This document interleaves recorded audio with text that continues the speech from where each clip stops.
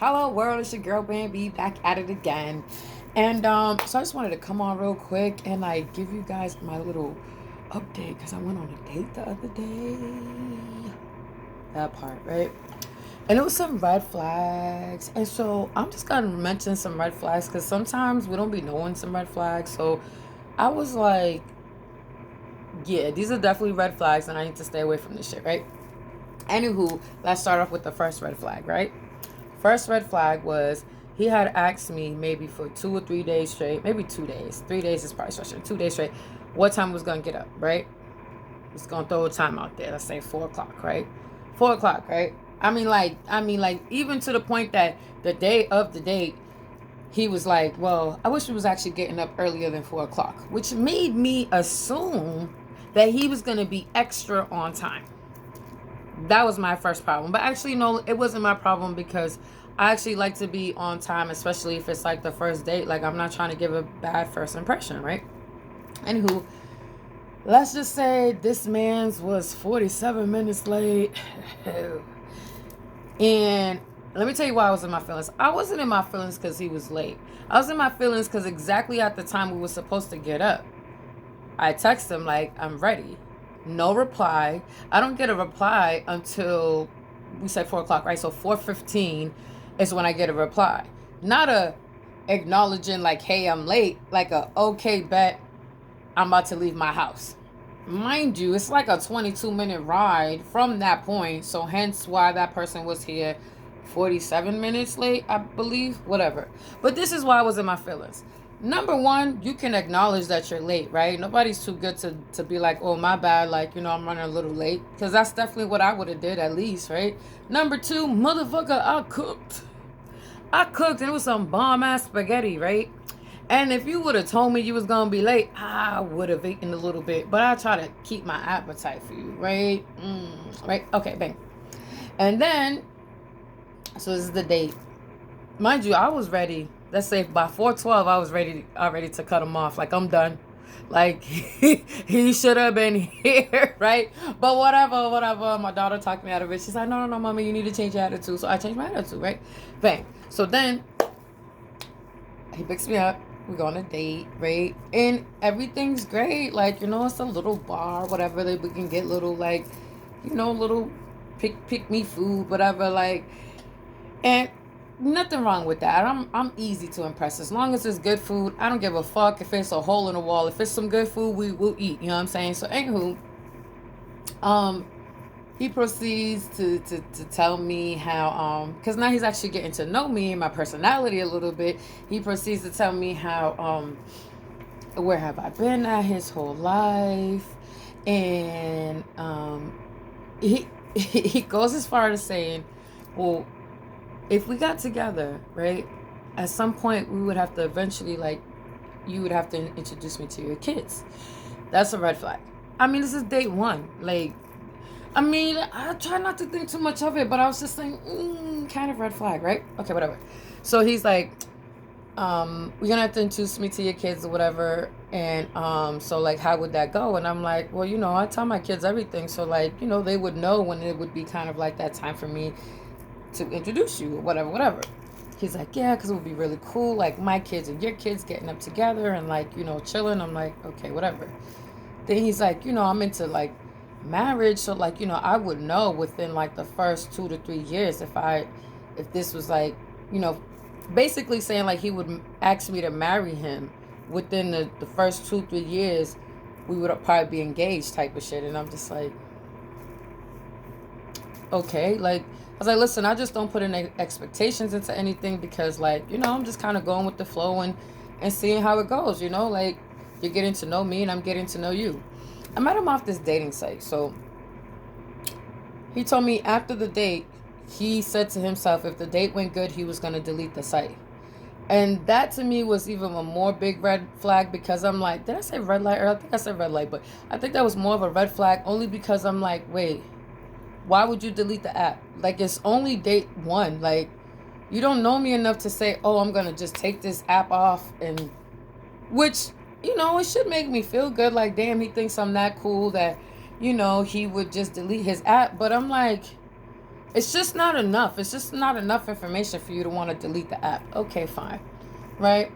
So he had asked, like, yo, like, you want to come back to my crib and watch a movie? Like, okay, fine. Is that, like, automatically, like, oh, they want to have sex? Like, I don't really see it like that because shit's expensive nowadays. People got bills. Like, going to the crib and watching a movie is a lot more cheaper. So, like, I'm cool, whatever. Like, I know how to hold myself. Mind you, I should probably put this out there. He said he hadn't had sex in like a year and some change. And he kept mentioning how it was hard for people to believe that he hadn't had sex in that long. And I said, well, why is it hard for people to believe that when they should want to believe that? I said, I like a high value man who understands his worth and his body, you know what I'm saying? And he knows how to say no. So, like, to me, that's actually a quality if you're able to say no and hold off for that long for, like, reasons that you want to, like, you know what I'm saying, hold yourself or wait for the right person. Like, that's a great quality. Okay, I think this man uses this tactic to get women to sleep with him. Like, he said, oh, I'm not like most men. And that's another red flag. When a man says, or a person says, I'm not like this person, or I'm not like these people, usually that's the leader of them people. That's why they're not them, because they're the leader of that shit. Okay, so I'm gonna sum it up with this. The reason why I blocked them and deleted all that and said sorry but not sorry, I'm not interested anymore, is because we have a conversation about sex. And I told him, mind you, I told him, like, I actually want to get to know, like, I want to get to know you. I don't want to put you in the booty call section, because women do that too. Men aren't the only ones who say, oh, she's just a booty call. Women do that too. I said, I actually look at you as someone I want to get to know, and I don't want to just have sex, right? And he goes, oh, I just want to let you know that I've had sex with one of my exes on the first date, and we lasted for 3 years. Not that I'm trying to convince you to have sex, but I'm just saying.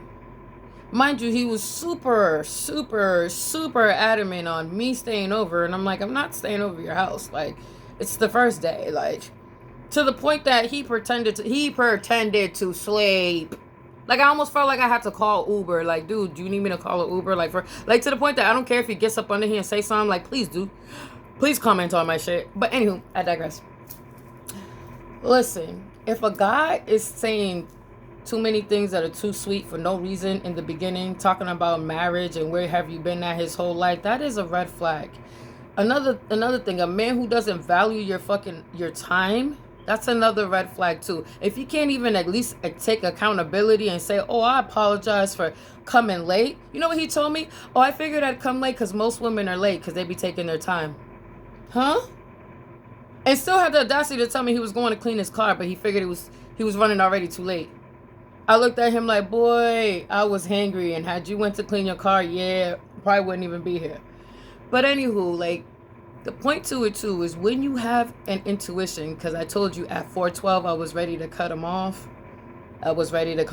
When you have an intuition, even though it may seem kind of crazy and it may seem like you're bugging, just follow your intuition, because 9 times out of 10 you're probably fucking right. But you got to go through your trials and tribulations. So what I'm gonna say to you guys is, like, at least don't waste your time. Like, if you see this is not gonna work, pull out.